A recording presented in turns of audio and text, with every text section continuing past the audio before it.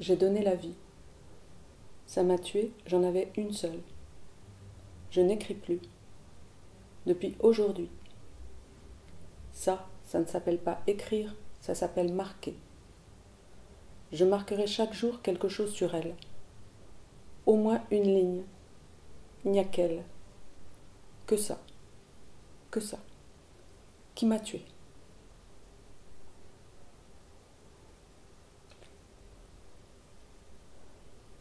Elle s'appelle Léonore. Il est moins de 7 heures. Elle dort encore. Parce que cette fille, cette petite fille, est un rêve. Elle fait toutes ses nuits depuis qu'elle a 1 mois. Elle ne nous réveille jamais. Tout le monde, quand on sort, dit qu'on a de la chance. J'aimerais voir d'autres bébés.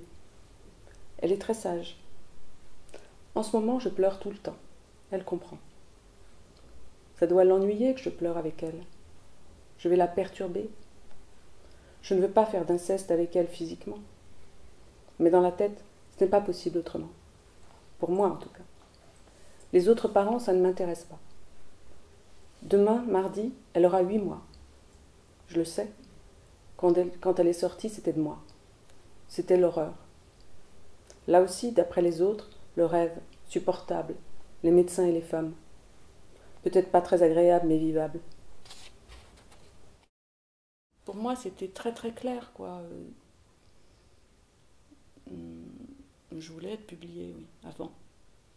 Parce qu'il fallait que je sois quelque part et j'avais l'impression que je n'avais rien, j'aurais rien eu comme si je n'avais pas eu de base, voilà, je n'aurais pas eu de base, je me représentais les choses comme ça, pour donner quoi que ce soit à un enfant qui serait né si j'étais pas publiée, puisque j'aurais eu autre chose en tête, là, qui est une autre recherche en tête.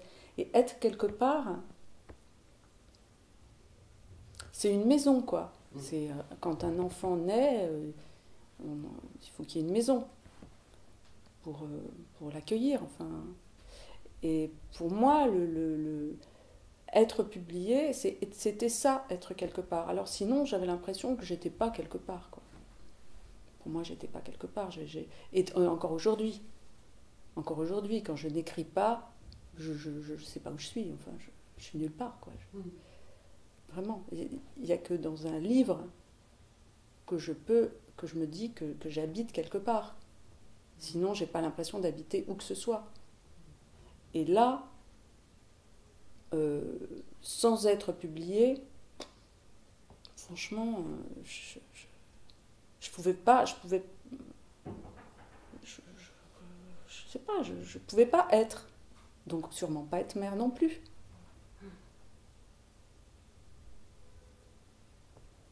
Vraiment,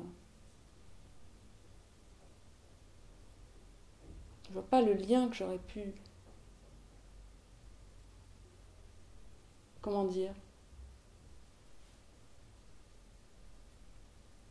je sais pas, j'aurais vu ça comme une toute petite chose en fait, si j'avais eu un enfant alors que j'étais pas publiée. Si j'avais autre chose avant à faire, quoi.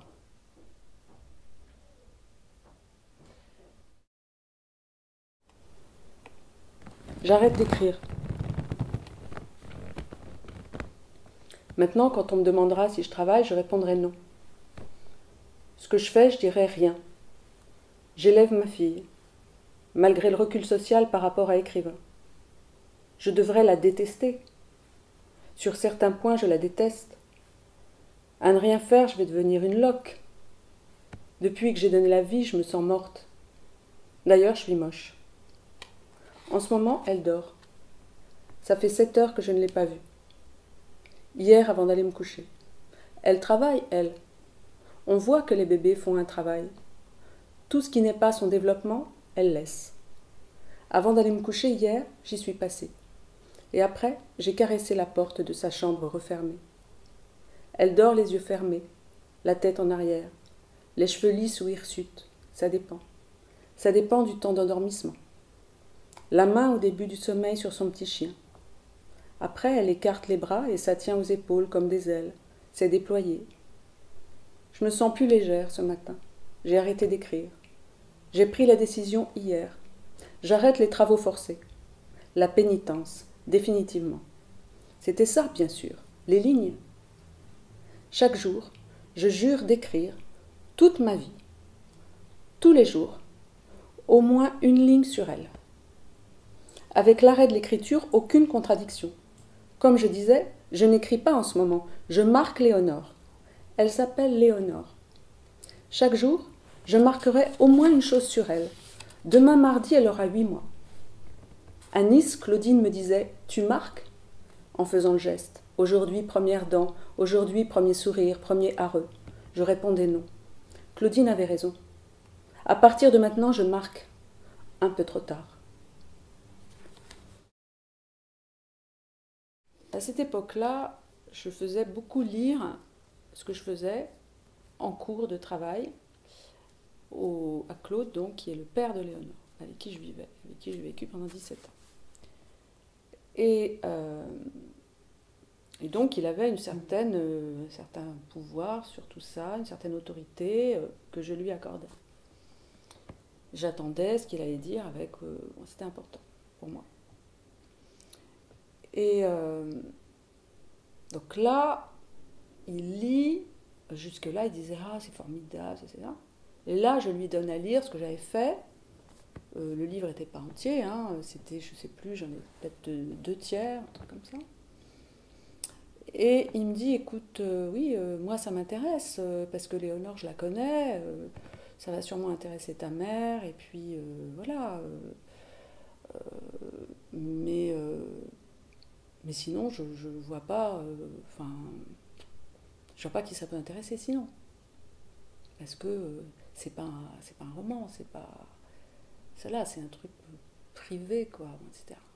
Je n'étais pas du tout contente. Pas du tout. J'ai rien dit. Et puis, je me suis dit...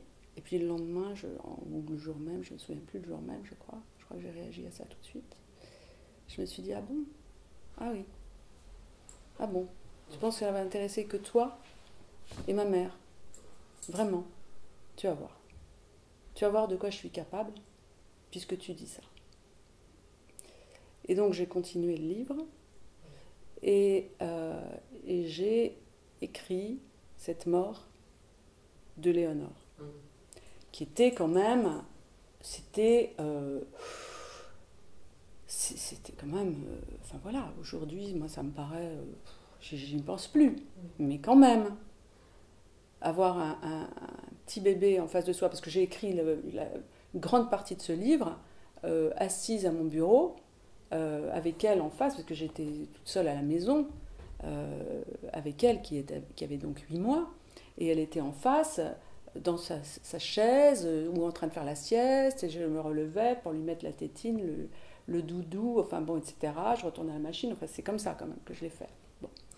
Et donc elle est là, ou elle est dans sa chambre, et c'est un bébé, et moi je suis là en train d'écrire sa mort.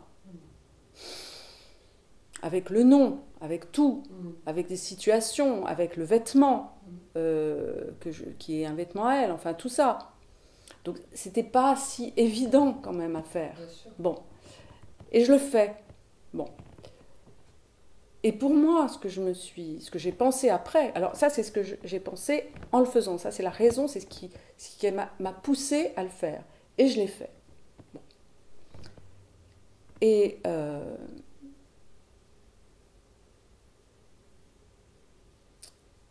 puis une fois que ça a été fait, ça, je me suis dit, bon alors là, voilà, le livre, c'est bon, quoi, c'est ça.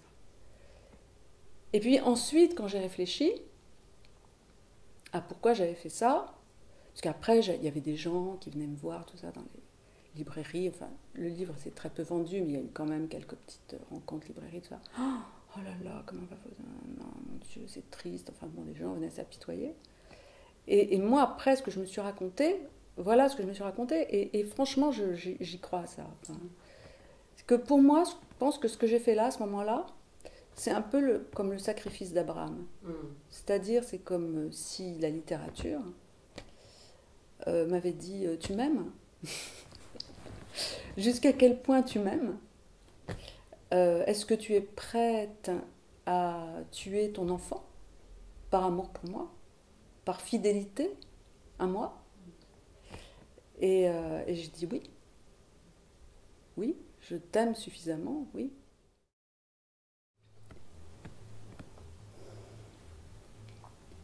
Une balance. Sur un plateau, Léonore, des tonnes. Sur l'autre, le monde, tout sauf elle, tout le reste, un petit poids. Je le pense. Quand je pense que vous ne la connaissez pas, je m'adresse à vous parce que je reste écrivain à vie, écrivain ayant cessé son activité, qui élève sa fille. J'ai conscience en même temps de la tuer, bien sûr, de lui faire mal, de la détester, de la vomir parfois. Un jour, je lui avais fait mal, griffé, je crois.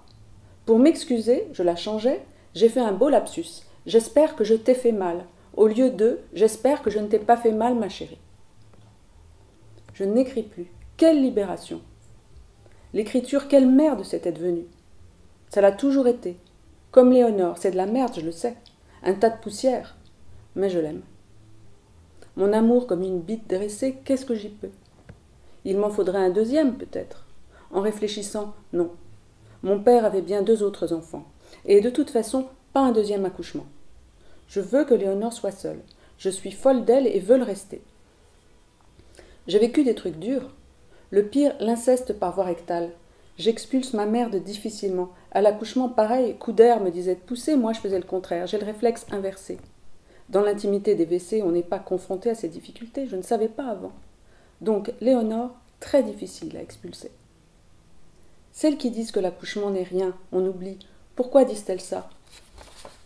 La race? Moi, ma fille le saura.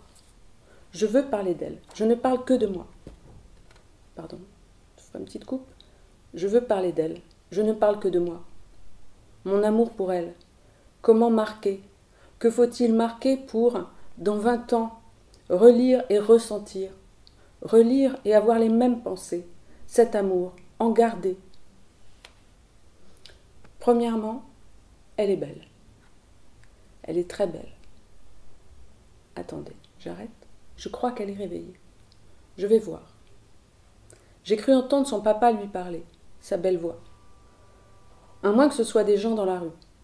Avec ma machine, je fais un tel potin. Je vais voir. Non. Elle dort. J'ai ouvert la porte doucement, mais le frottement de mes pieds a dû un peu l'éveiller. Il y a eu dans le lit un froissement. Je me suis approchée. Non, elle dormait. Elle a son petit pyjama sans pied. L'ours marin. Il lui va très bien. Je pourrais parler d'autre chose que d'elle uniquement, qui m'intéresse moins. De Montpellier, par exemple. On vient d'emménager. Je déteste cette ville. Je préférais Nice. Je suis malheureuse ici. Je regrette Nice. Mais je ne veux parler que d'elle. Éventuellement, quand il y a un rapport. Son père, ma mère, André, son beau-grand-père. Mon père à moi, non. Juste, comment faire pour lui annoncer qu'il a couché avec moi, sa fille? Si je veux qu'elle comprenne, il faudra. On n'en est pas là. Elle.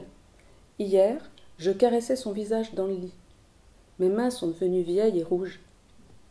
Claude vient de se lever. Je vais voir. J'arrête. Ce qui est fou, c'est que la vie continue. Alors que tout aurait dû s'arrêter quand elle est née le 9 juillet.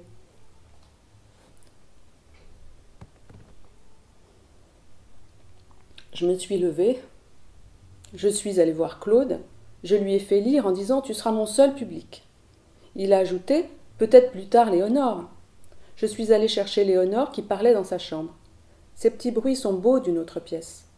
Je l'ai prise dans mes bras, je l'ai portée sur notre lit.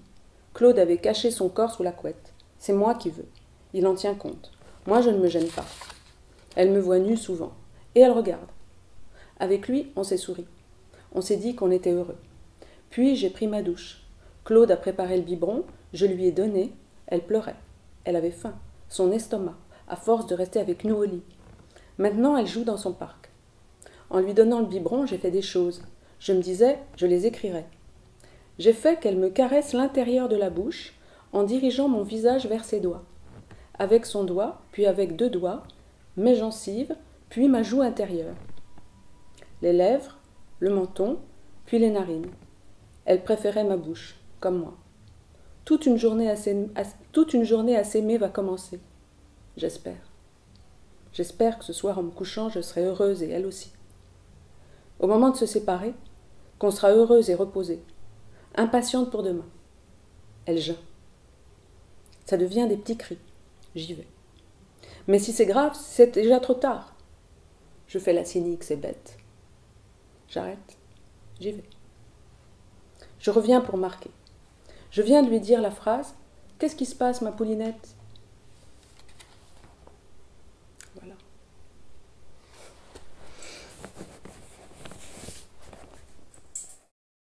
J'ai été poussée à une extrémité avec Léonore dans ma vie.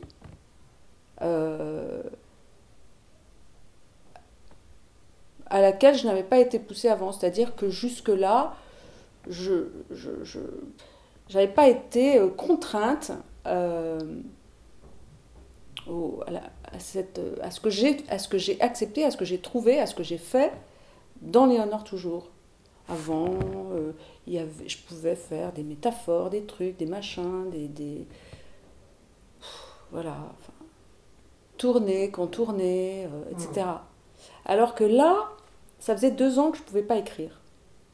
2 ans. Donc c'est quand même, je n'en pouvais plus, hein. Franchement, j'en pouvais plus. Et c'était très très difficile. Enfin, j'écrivais pendant ces 2 années, j'écrivais. Mais j'étais pas du tout contente, ça n'allait pas. Et puis un matin, enfin vraiment, je me souviens très très bien. Enfin, c'est-à-dire que, alors j'écrivais, ça veut dire que je faisais des choses, je cherchais, j'allais sur ma machine, à l'époque c'était pas un ordinateur, c'était une machine à écrire, donc j'allais sur cette machine à écrire tous les jours, je me disais, ah mais je vais faire ça, bah non, tac, tac, tac, je faisais un truc, et puis ça s'épuisait au bout d'une journée, de quelques heures, de 8 jours, 15 jours, plusieurs mois, enfin bon, ça tombait, tout le temps ça tombait. Je redémarrais, je cherche autre chose. Enfin, et puis, je n'en pouvais plus que ça s'effondre comme ça tout le temps. Qu'est-ce que ça voulait dire que ça s'effondre ? Ce que ça s'effondre, ça voulait dire que ça ne m'intéressait plus au bout d'un moment. Tous les trucs que je trouvais, tous les dispositifs que je trouvais, toutes les inventions d'écriture que je trouvais, je n'y croyais plus. Très vite, je n'y croyais plus. Et j'étais vraiment désespérée, quoi. Et puis, je me souviens très clairement, j'en ai encore l'image, et puis la sensation, un matin, donc je m'étais couchée le soir, en me disant, bon, qu'est-ce qui va se passer demain ? En me disant, je tiens plus, quoi, vraiment, j'y arrive plus. C'est trop difficile, qu'est-ce que je vais faire ? Et puis, un matin, je me lève, quasiment en sursaut, et je me dis, très bien, il n'y a plus qu'une chose qui t'intéresse, c'est Léonore. Parfait. Écris Léonore.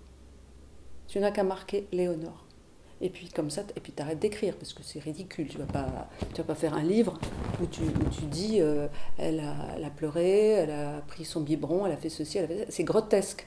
Donc tu vas pas faire ça, évidemment. Donc c'est pas un livre, mais ça fait rien. C'est quand même ça que tu vas faire.